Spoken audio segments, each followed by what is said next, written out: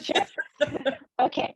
So, well, so I thought I'd start a little bit about the background, and I think most of our colleagues will probably, in the veterinary world, will probably tell you that you get the virus pretty early, so it's not unusual for little kids to just decide they want to be a veterinarian when they grow up, and my mom had evidence of that. So it's my the background uh, with regards to that. Always enjoyed working with animals, being around animals, brought home, stray cats and tried to nurse them back to health and foster them. So that was sort of the beginning. So next slide. And of course, graduation from animal sciences at UH. And you can tell I'm aging myself just a little bit. This was before Stan Sheriff. So we had to do old school, and we had our graduations at the Blaisdell. And that was interesting. So graduated in the 90s, I'm just going to say early 90s, and then went on to veterinary school in Colorado State. So that would be the next slide.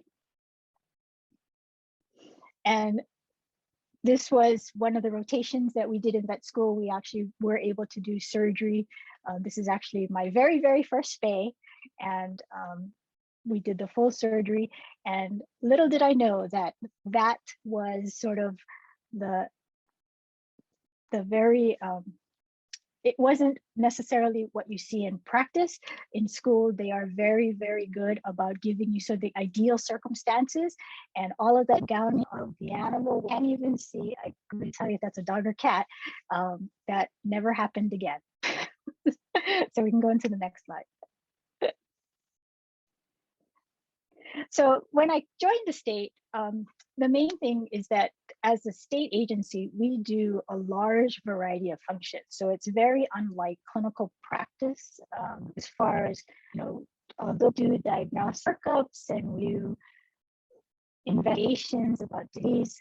We don't necessarily handle clientele bit or the treatment aspect of it.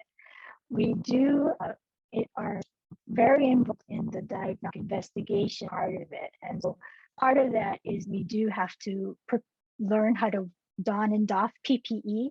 And this was an example of a class that we did where we all had to get our respirators.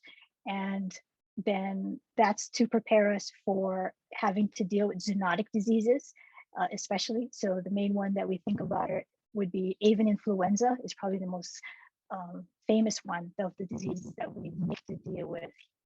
So next slide. The other aspect of what we do is we do inspections. Again, this was, I believe, at State Fair, and they had animals that came in and needed to be checked out, make sure that they were clean. If they're really imported as we do ensure the designs meet the entry requirements, both in terms of testing, status, identification is also a very important component of that. And here our staff veterinarians are taking a look at these animals and making sure they meet those qualifications. So we're going to the next slide. Again, another example of the inspections that we perform. So basically any domestic animal and non-domestic animal that comes to our state will get looked at by one of our staff members. Again, it's to view that they've complied import requirements, they are identified correctly, and that they are free from any type of clinical disease. Next slide.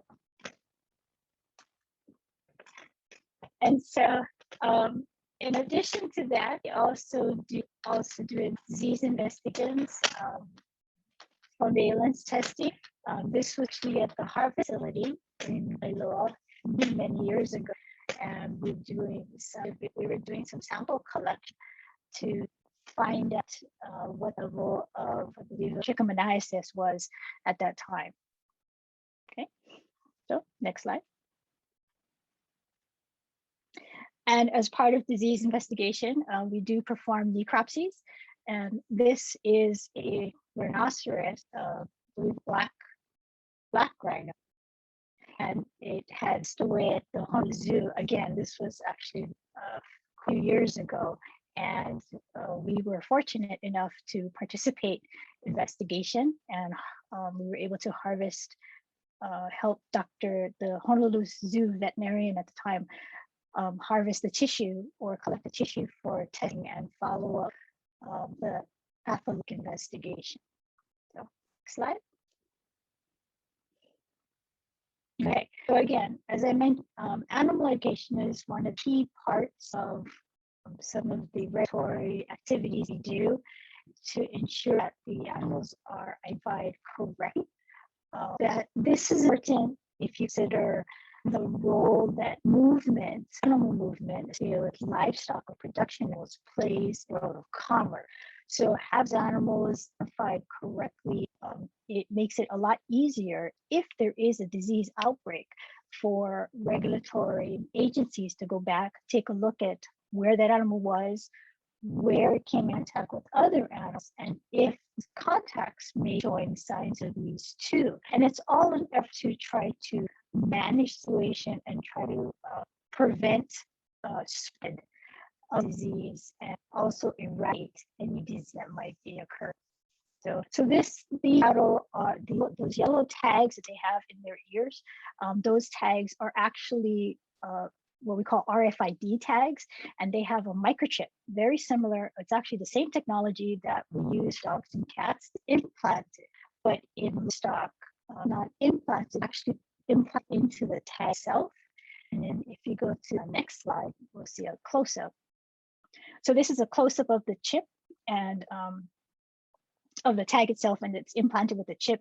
And we know this is a fish tag because there's the US shield as something that differentiates official identification versus so that a farmer can purchase on his own and apply to his animal for identification purposes. And on this particular brand, they can identify those animals by, red number there. But the number, that 15-digit number, that is traceable number to this particular tag. And then the way it is slide.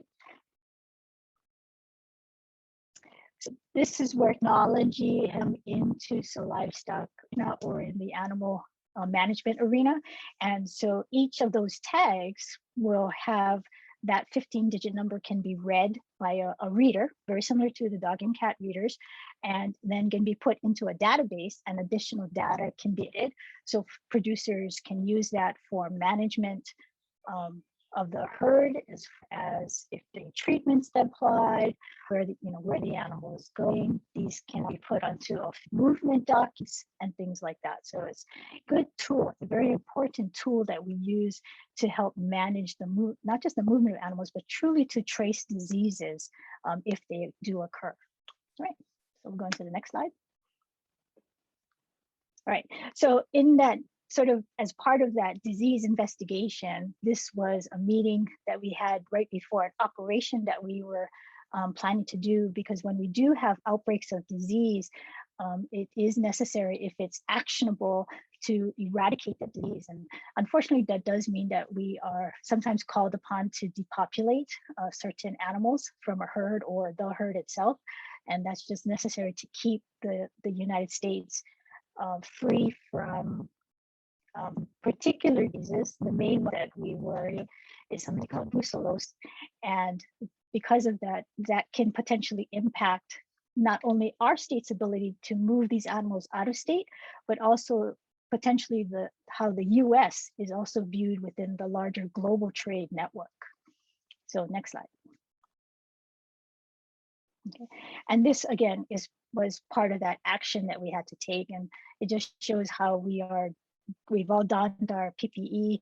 Brucellosis does have a zoonotic potential, so it potentially could spread to humans.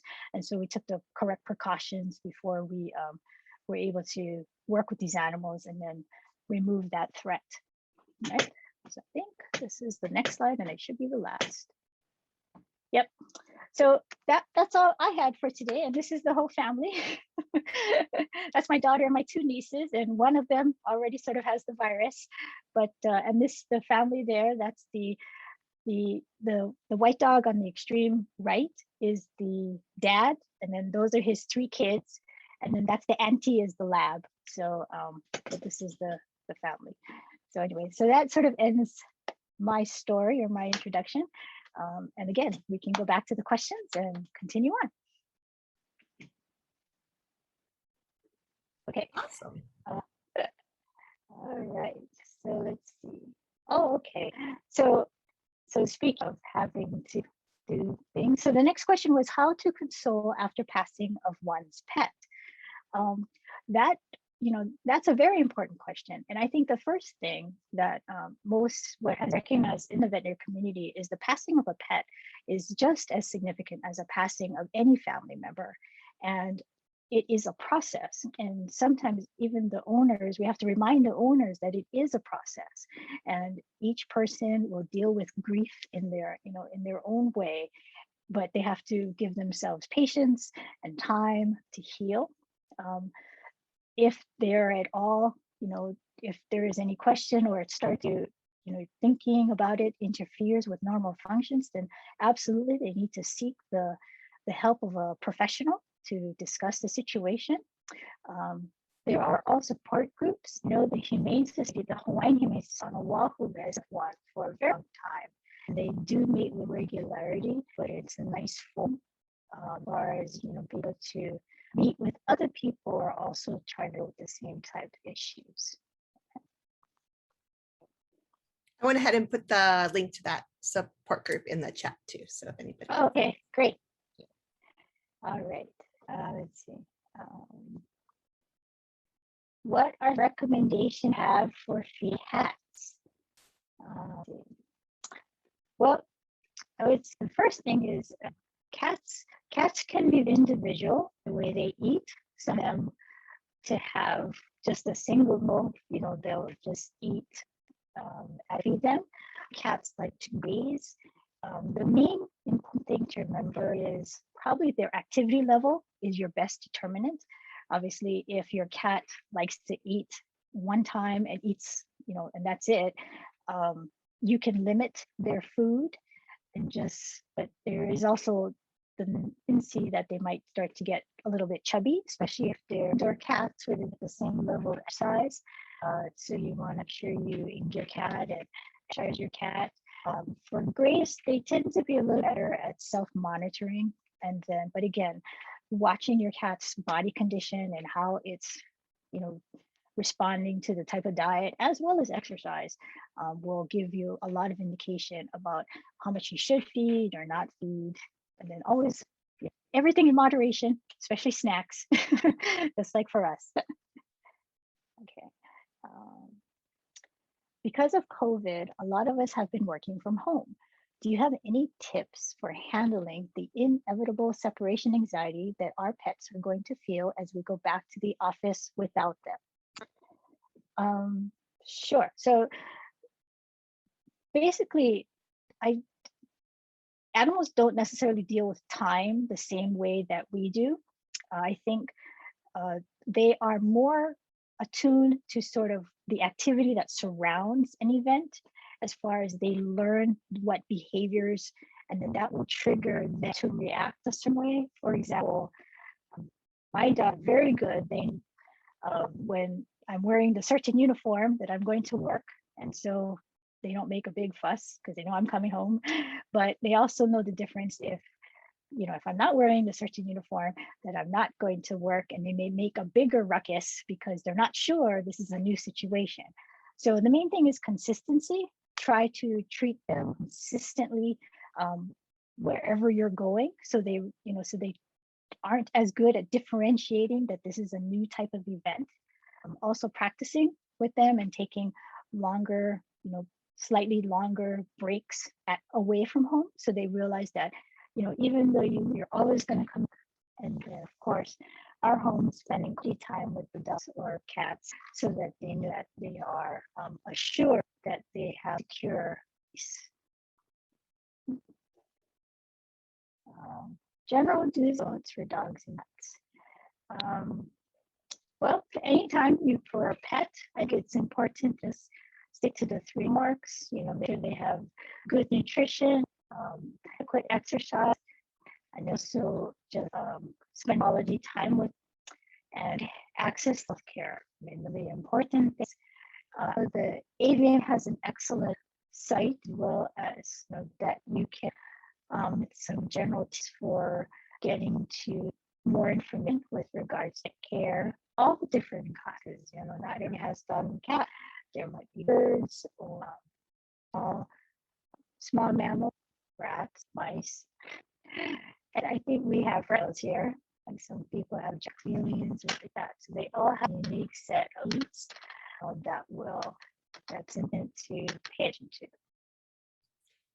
Do you know of any like veterinarian like offices and stuff that take care of turtles? Like I have a friend that's got like a turtle if it gets sick, or like what do they do? Yeah, actually, I'm trying to think. It might take a little investigation work. They may not necessarily advertise that they do exotics. I'm surprised. I think off the top of my head, at least of a couple that will do exotic animals, and then even that vary from very clinic. I think Feather and Fur was one that came on. They do a variety of that. I'll say Macau, not Macau, Pet Clinic. That would be another group. I think there's a wide variety of animals. It just kind of depends on. They also have a large number of variants, so it may do an investigative to see which animals are come to. I think as long as you bring it into the thing, that's probably the best thing. It's a little bit tougher or have large animals, type of things. Okay, next question.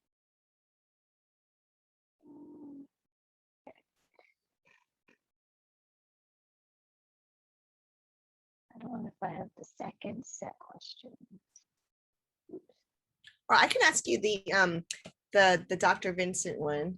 Okay, ask me to do it. Okay, so he wrote in saying, I have a 13-year-old cat who has bathroom problems. When we lived in Hawaii, she was an indoor-outdoor cat. Since we've moved, she's an indoor cat who refuses to use the litter box. We have 2 boxes. We have another cat, but she currently pees and poops on the rug that goes around the front of the toilet. Any suggestions? Well, it's probably a couple things that come to mind. It could be, so the general with cats is that you want to have one litter box per animal on each level of the home. So if it's a multi-story home, you want to make sure you have enough litter box for each animal, each cat on each level. So that would be number one. That would probably help, especially if there are multiple cats in the family. They might be intimidated. The second thing is because the cats select the rug. It could be that if it was an outdoor cat, rug simulate grass. Maybe it was used to go outside where grassy, and the litter just doesn't have the same tactile feel. And so using a substrate that states them to go. And could be that you may have to sacrifice the rug, put it in a litter box, and then put litter on it so that the cat's used to the idea that the litter and the litter is okay and the rug maybe is not. Or find a type of litter that simulates that grassy feel a little bit better. There are a variety of different substrates that they use for litter now, and it's not just that the little rocks and clay. You can find little pellets. You can find more of a like a, what am I thinking of? Like a bedding type material. So it really just depends on what that thing. And then the other part of it would be determine if it's the rug that the cat likes or if it's the location that the cat likes. It likes doing it in the toilet. They have to start the looks there and then slowly move it away so that the cat gets the idea that if it really likes them straight, it has to go with the box. It can't front of the toilet. So that would be their thing to try as well. That was Dr. Vincent answer. Yeah, I was telling everybody that question made me laugh. I have a cat, and I wanted her to be an indoor cat, and she had other plans, and she said no. And she decided she was going to pee everywhere except in the box. And the last straw was when she peed in my best friend's purse. And I was like, no, you're just going to be outside. Go outside. Sometimes I that gave- transition can be very difficult, yes, for them. Oh, goodness. Okay. Okay, the next question we had was, do you have a recommended vet for horses? On Oahu, I know that we have the Oahu, I think it's either the Oahu Equine Veterinary Clinic, Dr. Jimenez. He did a lot of horse work on Oahu. If it's our island, that I'm a little bit less familiar with, and it would be, I think Makawao was the one that came in from Maui, and on the Big Island, we Vet Associates. They're a pretty big group on the Big Island. They do a lot of livestock, which include horses, and then that type of thing. There is also a group on Kauai, but the name escapes me right now. But I can probably provide that to you in the chat later. I had a question about that also. Like, so for horse vets and stuff, do the vets usually go out to the stable to check on the horse, or do you have to bring the horse in somewhere? Usually they go to the location of where the horses are. Yeah. It seems much more manageable. Yeah, so they're very mobile. They take their X-ray machines with them, and whatever they need as far as if they have to chemically restrain the horse or something like that, they bring all that stuff along with them. Awesome. And then the last question I had that was sent in was about a food for cats. Are there any recent alternatives to Royal Canin urinary SO dry food for cats? And are they available on island, or Royal Canin? Is it available on island in large sized bags? Do you know anything about that type? That particular, so my understanding is that is a prescription diet. So actually they may want to discuss that a little bit further with their veterinarian. That would be the best bet, only because, obviously the veterinarian is in a position to make the best call on their specific animal.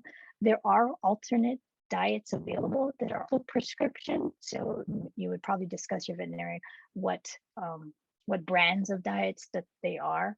That would be your best bet, because in any case, you would need to obtain that through a veterinary office. As far as larger quantities, that I'm not quite sure. I would assume that most cases there may be an option for that, but again, I'm not that familiar with that brand.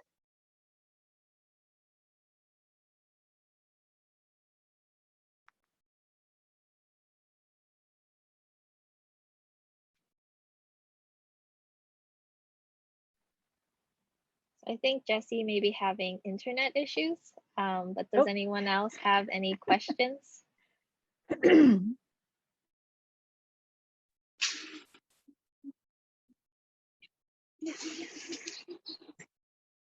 Oh, I think we lost her.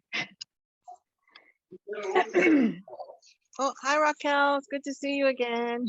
Hello. I have a quick question about my dog. He's kind of old, but I just noticed that he likes to pull out his rug. Like, he's an outdoor dog, and so we have this, like, it's a dual-sided blanket. So one side is kind of scruffy, the other side is soft. We put it in his house, but he constantly pulls the rug out of his house, like in the dirt and stuff. And I mean, I treat him like a human being, so I'm always scolding him when he does that. But this last time, just with all this crazy windy and cold weather and the rain, he pulled it out and it got soaking wet. So I was just like, what's wrong with this dog? Why does he always pull it out? Like, I tried flipping it over to the rough side, see if he likes it. He still pulls it out. I flip it over to the soft side, see if he likes it. He still pulls it out of his house. I'm like, I don't know what else to do. And so I'm just kind of wondering, like, should I did see this like a grass type of carpet. So I'm just wondering like what if you have any experience in that, just like what the cause is behind that, like why he keeps pulling his little mat out. Does he go back in that and does he lay in those with the rug? Like, Sometimes he takes it out and then he lies on it, but then like oh, even if they pull it back into the house, like he'll pull it out. So I'm like, what is your deal? Especially because it's cold, right?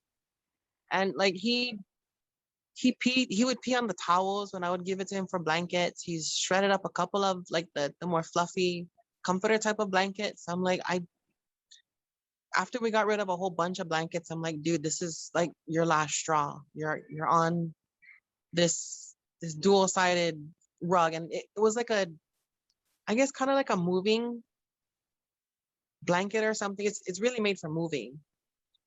But it's okay. dual-sided. Oh, it's moving kind of on one side. Yeah. So I'm Um, just wondering what the deal is with him, why he keeps pulling it out of his house. I mean, it's hard to say. It could be anything from, he just wants something to chew on, and so I know some dogs really like to shred things.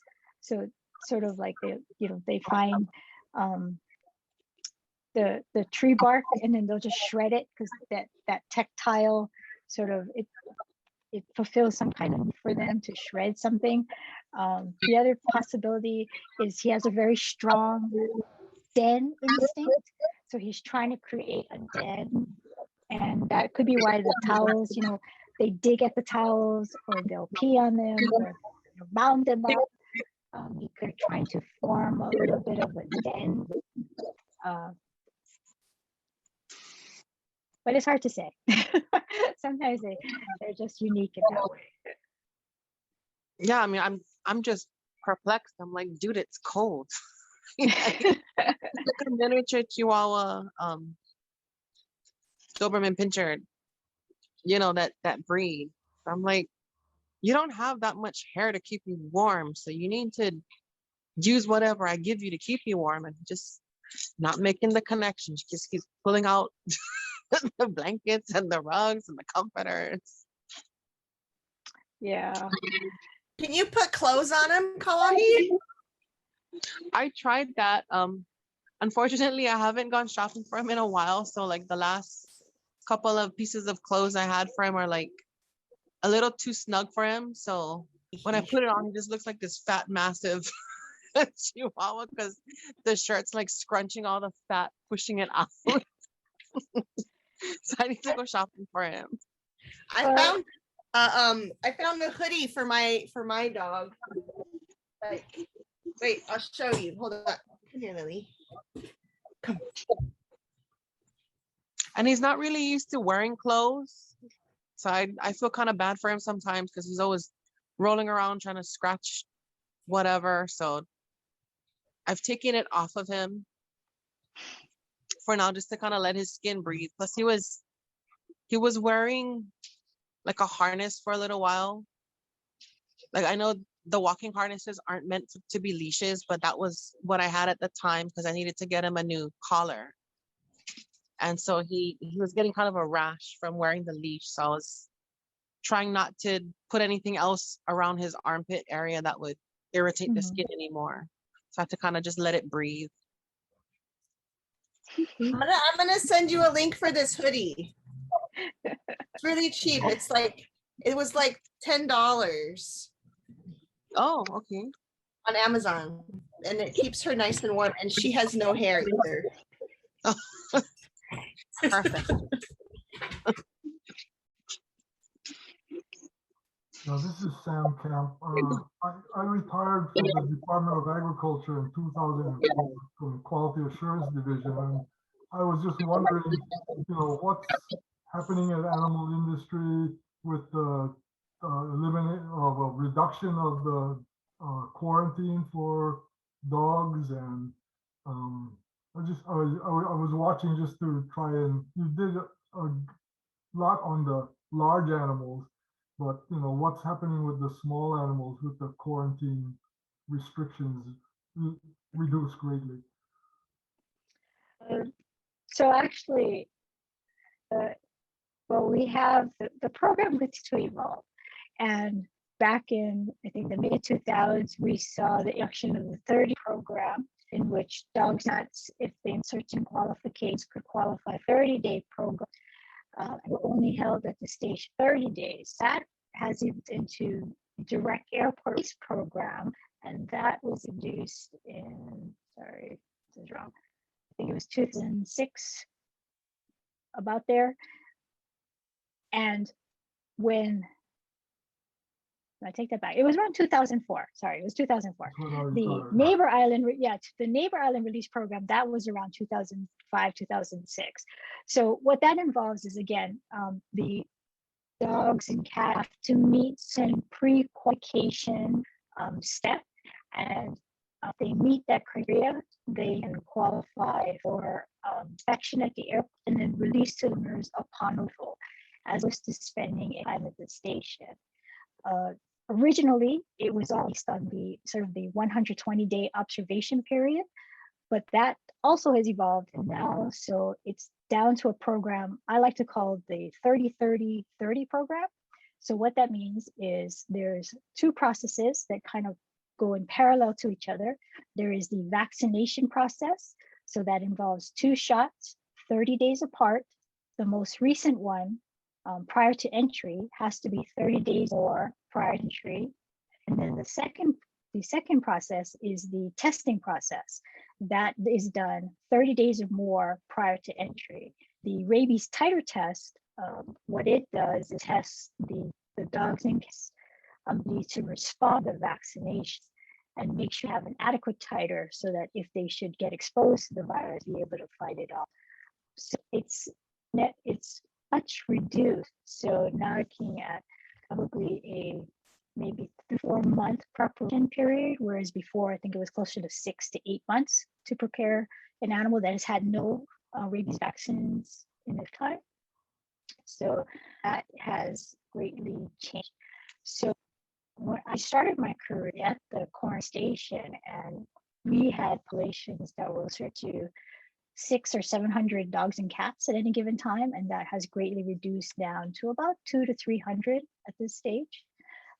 The final evolution, or this recent evolution besides the 30-30 of it, is that now dogs and cats that enter the quarantine period without preparation, they can have those preparation in the quarantine, so potentially could qualify for what we call a release, because they have the vaccinations done, have the tests done, and then get these 30 days that time elapsed, the proper time has elapsed. So we are seeing the population actually change a little bit, and now folks are to sort of use the process and bring in our young animals, puppies, and have them qualify. They're at the station and then release probably about 2 to 3 months once they get here, and then as to waiting out their 4-month observation period at the station. Yeah, you hear all kinds of things about alternate uses for the area where the kennels were. Is anything happening on that, or is that just?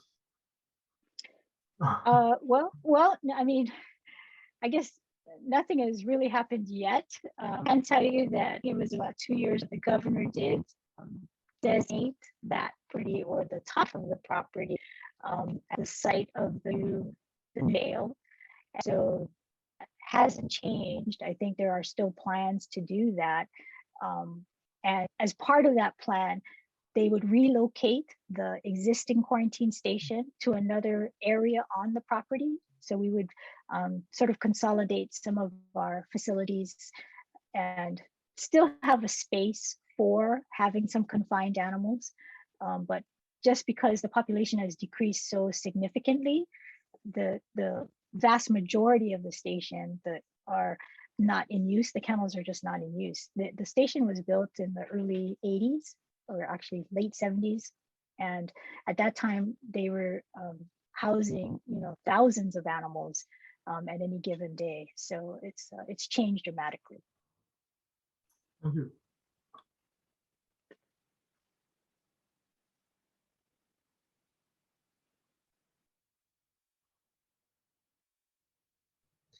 Anybody else have any more questions? I have a very random question for Raquel. Okay. What was your worst necropsy ever? Oh my goodness. Said it was random. My personal worst necropsy ever is that I don't really like nits. And so we had some unfortunate pigs that had passed away, and it took the owner a while before he brought them to our facility. And so they had to decompose. And when we went to liquidate them, there were so many maggots that the surface of skin was actually moving on these opposing animals.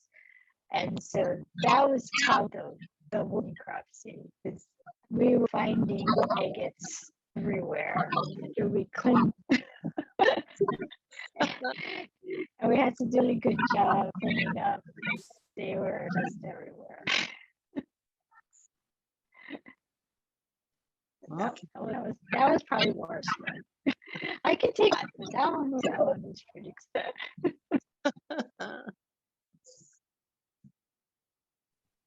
How long does it take to get through veterinarian school? The program is 4 years, and then after usually an undergraduate study. Not they are.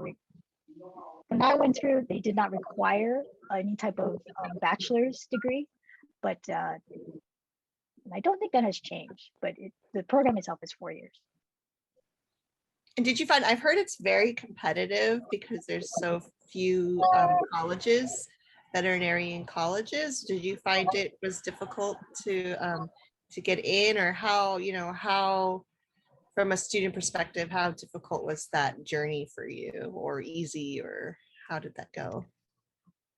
I think the main main takeaway I have is persistence. If it's something that you really pursue, you will find avenues to get to the end point. Not necessarily be what you planned on, but you will. The end goal is to be a veterinarian. There are many avenues to that goal, and it may not solely involve your school of your choice of schools. All the schools give you a very good educational background in the basics. And then from there, you can take it wherever you would like, you're interested in. And I think that's one of the big draws to the profession, is diversify. And I would challenge any veterinarian who's out for 20, 25 years. They will probably tell you, at least most of them will tell you, they end up not exactly where they had thought they were. They thought they were going to end up when they started.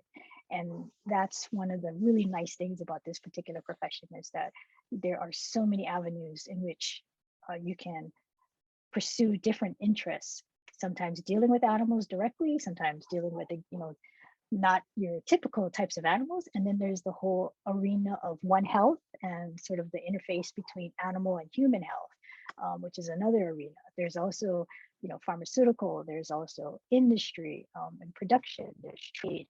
There's so many different areas you can apply what you learn in veterinary medicine. And I would say that actually going to CTAHR and animal sciences, that was an excellent background for that, just because it does provide you with such a diverse introduction to that whole field. It's not just about,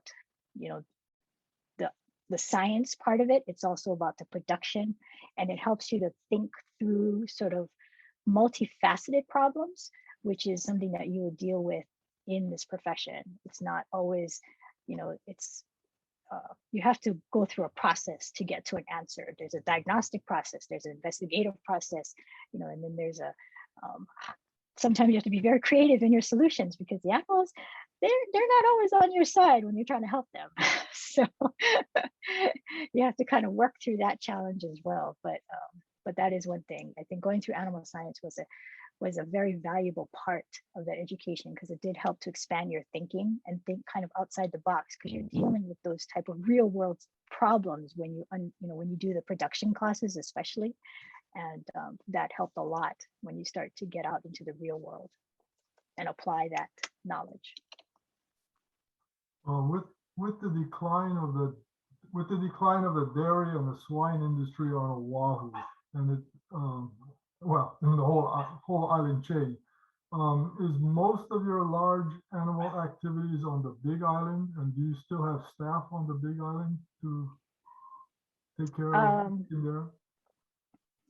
So I guess it's yes and yes. The neighbor islands by far have many more livestock operations than Oahu does. So, and obviously large scale operations. And yes, we do have staff both on Maui County as well as on the Big Island still. So Dr. Muniz, he's us. Still. Oh, wow. Yeah, Okay. he's still with us, and he's Well, I still. saw him in one of the pictures. Yeah. Yes, He was in one of the pictures. Yeah. He's gained a little weight. But very valuable as far as experience and ground. We're dealing with the Big folks there. So, yep. Thank you. Have you had to do a lot of inter-island travel as part of your job, your requirement, or you mostly just stay on Oahu? I would say mostly we stay on Oahu, but we do quite a bit of education. So before VID, we would have traveled to go to conferences, meetings on the U.S. mainland to find out, especially what the trends are as far as diseases we need to watch for, and as they deal with each break, they will learn new techniques or learn new features that so that when ready for the next one, they'll apply types of techniques. And so we did a lot of continuing education, that type of thing. The U.S. mainland, it's an excellent learning experience to hear what some of these bigger states that have large agricultural departments, how they deal with some of the immense problems that are caused. That's the one advantage Hawaii has, is we don't touch any other landmass, which is a good and bad thing. But on the U.S. mainland, everything's connected. So some of the problems they have, not just with state, they're often on many states, and then they have unique problems that share borders with other countries. And so, and all of those things can potentially affect, the trading power of the U.S. because agriculture is such a huge facet of the U.S. economy.